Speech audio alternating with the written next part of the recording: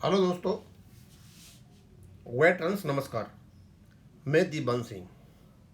मैं आपको बताना चाहूँगा कि जो एक्ट्स के लीगल इंटरप्रिटेशंस हैं उनको करने में हम थोड़ा सुलझाने में लगे हुए हैं। अभी रिसेंटली एक कंट्रोवर्सी पैदा हो गई 1970 के पहले और 1970 के बाद। जब 1970 का एक्ट आया, जब बैंक हमारे राष्ट्रीयकृत हुए, और जब बैंक राष्ट्रकृत नहीं हुए, जब ये प्राइवेट बैंक थे और जब नेशनलाइज बैंक हुए, उनके बीच में दो एक्टों का खेल हो गया। एक तो 1970 का एक्ट क्या कहता है नेशनलाइज बैंकों के लिए, और उससे पहले का एक्ट जिससे ये गवर्न हो रहे थे इंडस्ट्रियल डिस्प्यूट, वो क्या कहता है। तो पहले तो हम ये देखते हैं कि दोनों एक्ट क्या क्या कहते हैं, और जो वर्तमान में कलेक्टिव बार्गेनिंग से जो बेस सेटलमेंट हो रहा है, क्या इसको 1970 का एक्ट अलाउ करता है या नहीं करता है। तो मैंने दोनों एक्टों की यहाँ चीज़ें ले रखी हैं।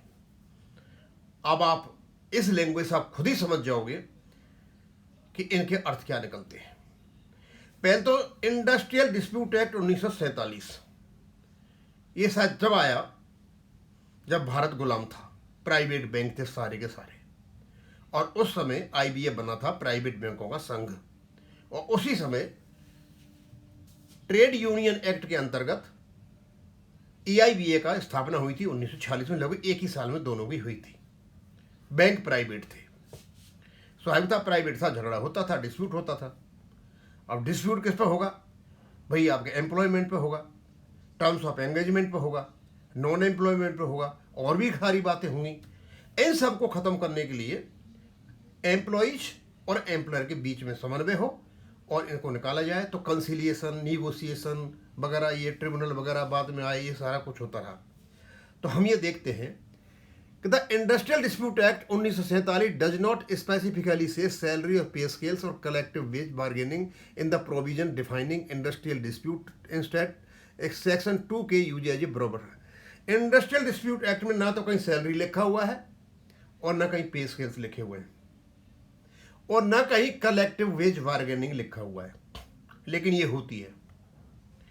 लेकिन इसका जो सेक्शन 2K है उसको ब्रॉडर सेंस में यूज किया जाता है। अब ये सेक्शन 2K में क्या है? ऐसा कहते हैं, एनी डिस्प्यूट और difference between employers and workman, किसी प्रकार का डिफरेंस या डिस्प्यूट यदि इनमें होता है, connected with the employment, terms of employment and condition.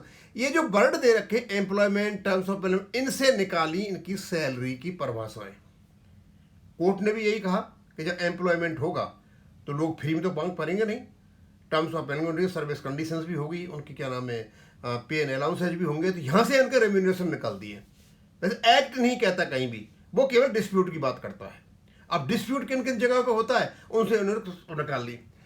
Because wages, salary, allowances, increments, other monetary benefits are regarded as terms of employment.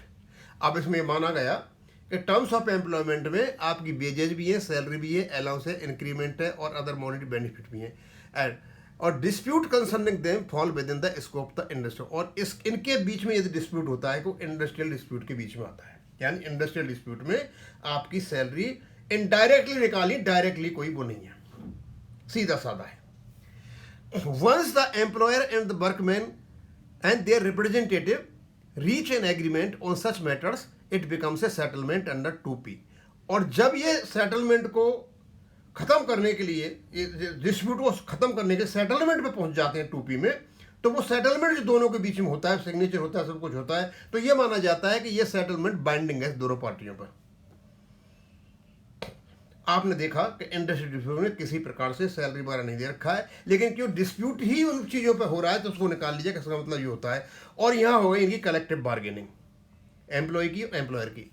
So in legal terms the foundation is not the word salary. तो यहाँ salary नहीं है कहीं भी, itself, but the broader concept of employment, terms of employment और conditions of labour, इनको broader sense में explain कर लिया, इंटरप्रेट कर लिया, उनसे निकाल लिया सारा, and which courts have interpreted to include, और इसको कोर्ट ने माना कि ये रिम्यूनरेशन से संबंधित है, यानी पी एन अलाउंस से संबंधित है और वेज रिलेटेड मैटर से, ये कोर्ट ने भी मान लिया।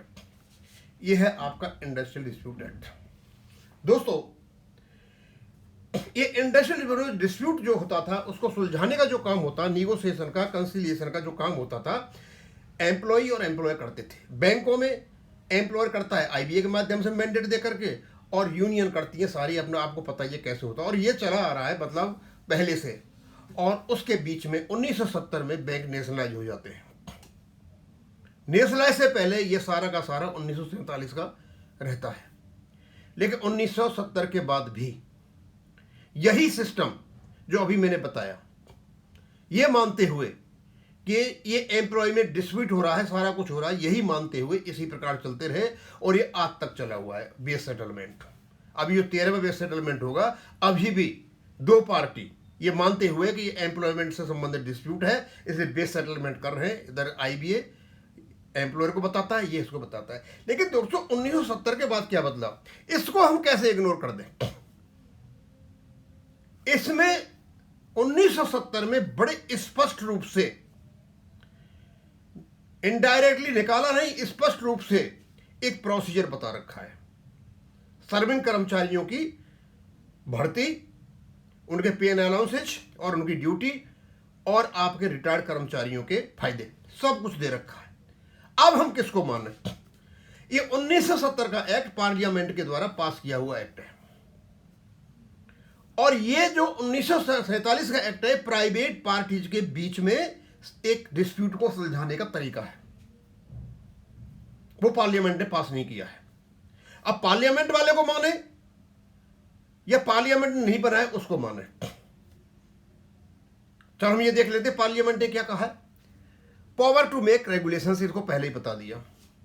रेगुलेशन बनाने की पावर होगी किसको? बोर्ड ऑफ डायरेक्टर्स को। किसके? करस्पॉन्डिंग न्यू बैंक, यानी नई बैंक जो बनी थी 14, उनके।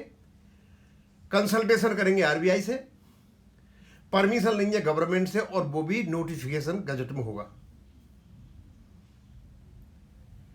और ये मैक्रो रूल्स बनाएंगे, लेकिन ये रूल जो बनाएंगे they must not be inconsistent with the act. जो एक्ट जो बनाया 1970 के, उससे अनकंसिस्टेंट नहीं होने चाहिए। ये तो बड़ा स्पष्ट रूप कर रहा है किसके, समझे? और एनी स्कीम देयर अंडर, और कोई स्कीम भी बना सकते हो, टू प्रोवाइड ऑल मैटर्स, सारे matters, which provision is expedient for the purpose, जो भी आप बनाओगे इस एक्ट को लागू करने में लाभदायक होने चाहिए।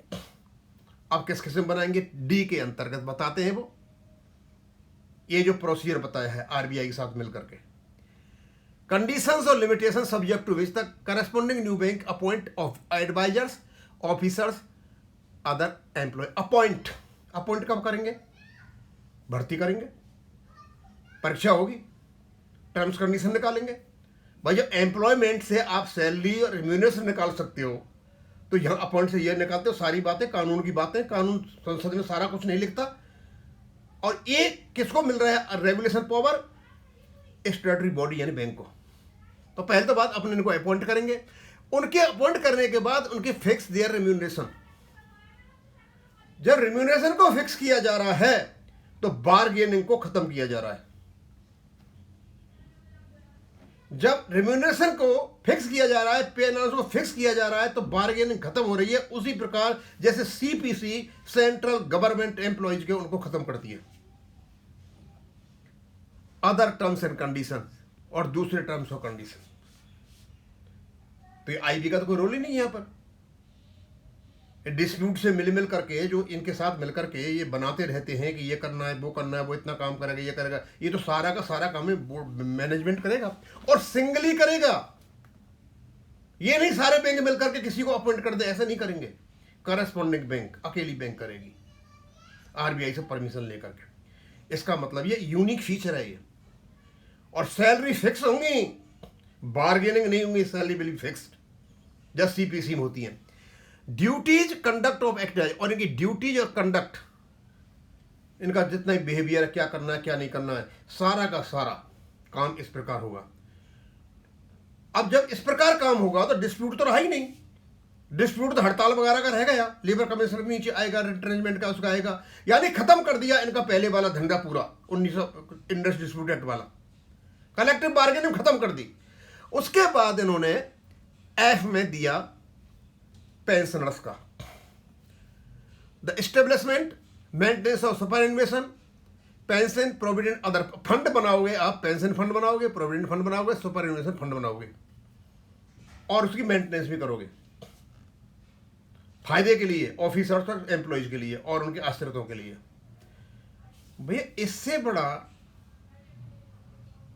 रेगुलेशन बनाने का जो पावर आपको दे रखा है, बनाना तो इसके अनुसार है, इसके अलावा कुछ भी करते हो 1970 के बाद अल्ट्रा वायरस है। इसका मतलब यह हो गया 1970 के बाद जितने भी बेस सेटलमेंट हुए हैं बिना इस प्रोसीजर को फॉलो किए हुए, इस फ्रेमवर्क को फॉलो किए, वो सारे के सारे अल्ट्रा वायरस हैं।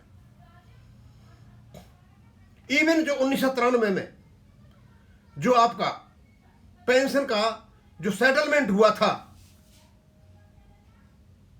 अब तो क्योंकि वो रेगुलेशन का पार्ट बन गया, सबऑर्डिनेट रेगुलेशन बन गया, इसलिए वो बच गया। अदरवाइज इन्होंने जो 1993 जो कुछ भी लिख करके दिया था उसकी कोई वैल्यू नहीं है इस एक्ट के अनुसार। जो और दूसरे आपका जो एक्ट बना है 1995 का, वो आपका 19F के अंतर्गत बना हुआ है, पेंशन फंड बना हुआ है, वहां से पेंशन मिल रही है आपको। भाई इस चीज को कैसे इग्नोर कर दें? मैं तो इग्नोर नहीं कर सकता। ये दोनों चीजें मैंने यहां पर रख दी हैं, 1947 और 1970 के बाद। 1947 से पहले कलेक्टिव बार्गेनिंग है, 1970 के बाद में बड़ा स्पष्ट दे रखा है भर्ती कैसे होगी, उनके पे अलाउंस कैसे होंगी, उनकी सर्विस कंडीशंस क्या होंगी, उनकी ड्यूटीज क्या होंगी, पेंशन क्या होगी, सारा का सारा जितना भी रूल्स रेगुलेशंस बनेंगे करेस्पॉन्डिंग बैंक का बोर्ड बनाएगा। लेकिन क्योंकि कस्टमरी था, आंखों में धूल झोंक करके आईबी और यूएफबी अपना काम करते रहे और दिखाते रहे कि हम सब इंडस्ट्रियल डिस्प्यूट में आते हैं। कोई इंडस्ट्रियल डिस्प्यूट नहीं है 1970 के बाद। बेज, रिवीजन, ड्यूटीज और उनकी पेंशनर संबंधी कोई भी डिस्प्यूट नहीं है।